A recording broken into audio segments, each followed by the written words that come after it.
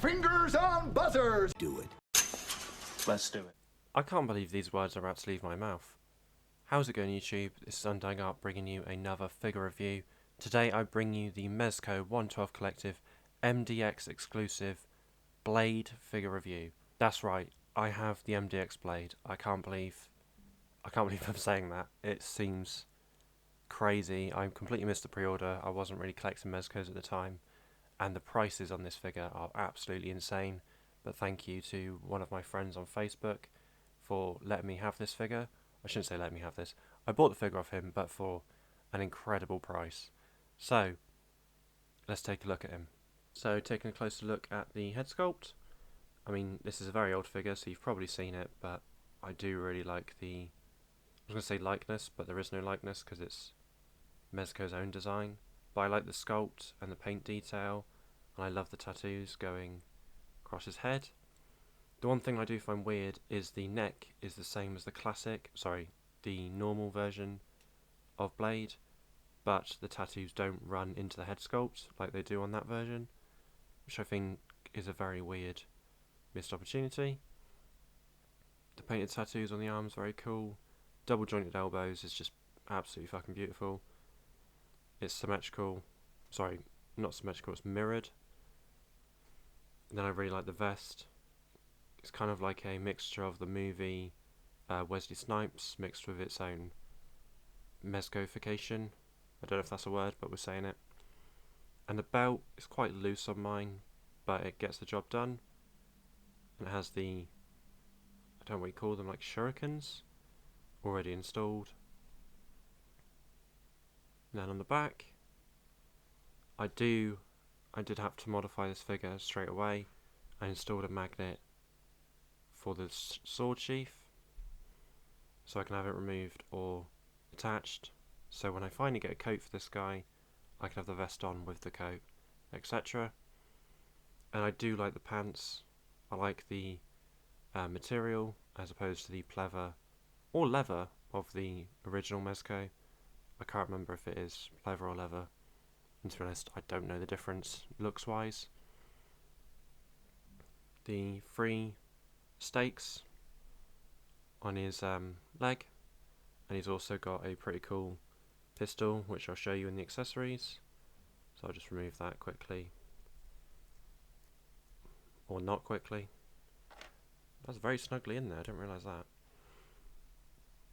Then taking a closer look at the boots. Really do like this design.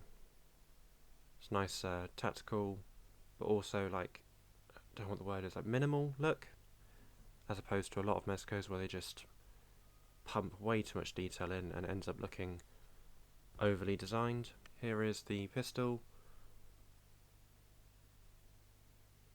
You can use the Mezco effects, and it does have a sliding... Oh, I forgot what that's called.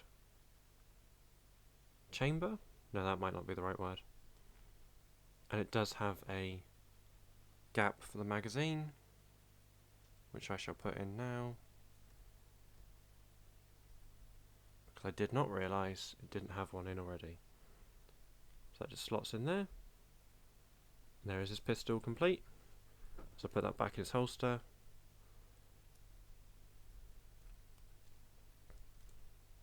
Please excuse the eczema on my hands. So he comes with a pair of fisted hands. He comes with a pair of gripping hands for the swords, or the stake, depending on what you want. I did not mean to say swords plural, he's only got one. He comes with some styly hands, one like gripping a shotgun hand, and one of them's like a weird... Can't really explain what that pose is. Of course, your Daywalker's got to come with trigger finger hands for the pistol or the shotgun. He comes with a gripping hand with a thumb pointing up, so I'm not sure what this will be for, and then a like kung fu gripping hand here. And lastly, he comes with a karate chopping hand and another trigger finger hand, which is slightly more of a closed grip, so I think this is supposed to be for the shotgun. Then he comes with 4 of these glasses that are different to the stock figure. They sit a bit more, I don't know how to describe it, but they sit weirdly, like you can still see the eyes underneath. But I do like the redness of them. Then it comes with a shotgun with a pump action effect, and you can plug in the effect from this, which is like a shotgun muzzle flash, so you can't see the bullet because it's not a bullet, it's a shell. And then we have a blast effect for the, or muzzle flash for the pistol or the SMG. Very, very cool. Speaking of the SMG, I really like this design. I forgot what else I was going to say there. Very cool design, and it does come with a removable magazine. That's very, very stiff, which is a good thing because it means it won't fall out, and the carpet monster won't eat it. And then he also comes with a spare SMG magazine and a spare pistol magazine, and then he comes with this sheath. Very detailed. I think it's like borderline overly detailed. I would prefer a more simplistic looking sheath. And then the sword, like so. Very, very cool. And I will put that on him at the end of the video, but not now because we need to get into articulation. Then he also comes with a angry head sculpt, gritting his teeth, showing off his gnashers, which I very much like. Then I'll show you what the glasses look like on one of the head sculpts. So as you can see, they sit at a bit more of an angled look, which I'll be honest, I don't really like the look of. The fact that you can see his eyes underneath in certain angles feels a bit strange. But from afar, it does look class. And you can see my ring light there in the reflection. And last but not least, I'll show you these things. Don't know what you call them, but they fold out. I suppose it's like a shuriken thrown star sort of thing. Don't know what else you'd call them, but it folds out. So you put it in his hand, and you can either throw them or stab out. That's quite sharp. Vampires with them. Then, as you saw, simply just goes back in the holster. So getting to articulation, his head is on a full 360. I did have mine slightly raised to give him a bit more of a natural look.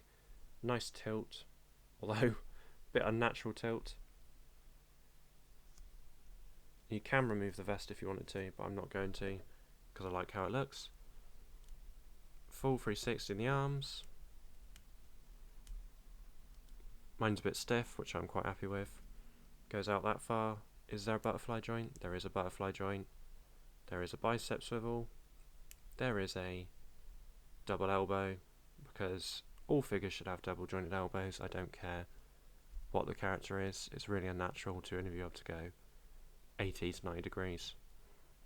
Standard wrist joint for the Mezcos. Actually, torso is going to be a bit difficult to show. Pretty decent torso articulation. I suppose the vest would probably get in the way a little bit, but a decent bit of a crunch. And quite a lot back.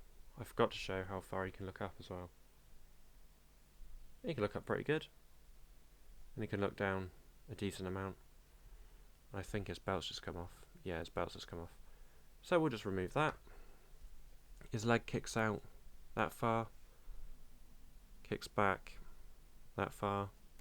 Kicks out. Wow, that's a good out. Even with the fabric. It's probably the max you can get, because you don't want to rip the stitching. There is a thigh swivel. Mine's quite stiff. There is a double jointed knee. There is boot rotation. And then there is a ball joint for the foot. So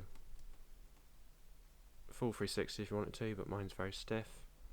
And a very nice toe joint. Not toe joint, ankle joint. Just in case anyone was interested, here is the angry head sculpt from the normal Mezco with the red glasses, which I really do like this look. It looks a little bit better actually, in my opinion, than on the bold version. And here is the angry head sculpt, MDX head sculpt with the stock Mezco glasses. And again, I like this look more.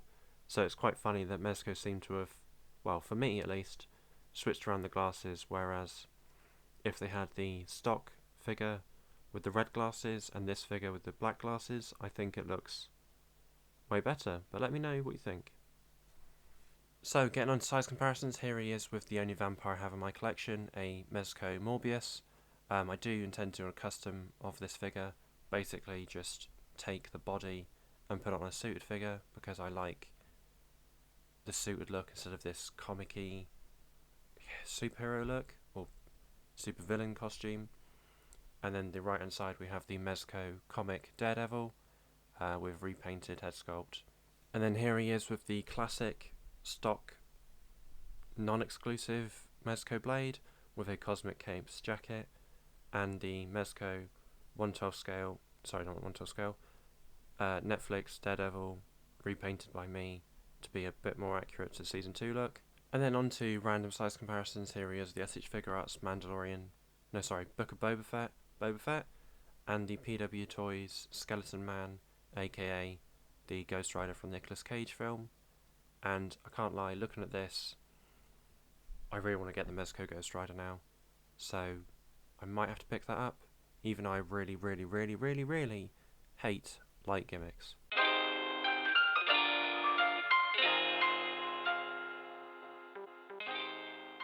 So I hope you enjoyed this review. Once again, an absolutely fantastic figure. I'm so glad to have this. It's so weird to think that in the span of a few months I've got so many Mezco Grails that I never thought I'd get. I hope you enjoyed this video. Please hit like if you did and the dislike if you didn't. Let me know in the comment section below whether you prefer the standard Mezco blade or the MDX, or a kit bash of both, because I think the ultimate blade for me will be this look with a black and red coat with the red gloves and the black glasses. But let me know what you think. I enjoy the photos at the end, and I'll catch you in the next video. Peace.